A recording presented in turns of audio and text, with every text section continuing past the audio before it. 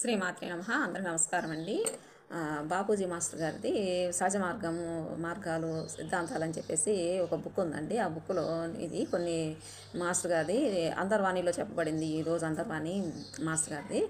దాంట్లో మాస్టర్ గారు చెప్పిన విషయం ఏంటంటే, అపరాధాభావం, కోరిక ఈ రెండు కూడా మామూలుగా ఎవరు వెంటాడుతూ ఉంటాయంటండి. వాటిని మనము చంపలేమన్నమాట, అంటే ఖండించలేమన్నమాట.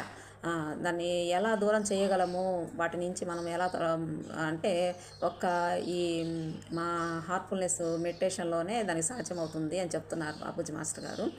అపరాధ భావం అంటే ఏంటి అంటే, మనం తెలియకుండా ఇప్పుడు మనం ఒక కూరగాయల కొట్టుకే వెళ్ళామనుకోండి, అక్కడ తెలియకుండా ఏదైనా కూరగాయ మనం అతను చూడలేదు, ఎవరు చూడట్లేదు అని మనము సంచిలో వేసుకుంటాం.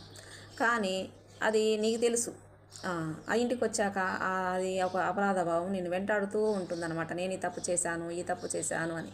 కానీ అది మనం ఎవరికి తెలియకపోయినా మనకు తెలుస్తుంది కదండి. దాన్ని అలాంటివన్నీ కూడా పోవాలి. దాన్ని అంటే ఎగ్జాంపుల్గా చెప్పారు మాస్టర్ గారు. అలాంటివన్నీ కూడా ఈ సహజ మార్గంలో ఖచ్చితంగా పోతాయండి.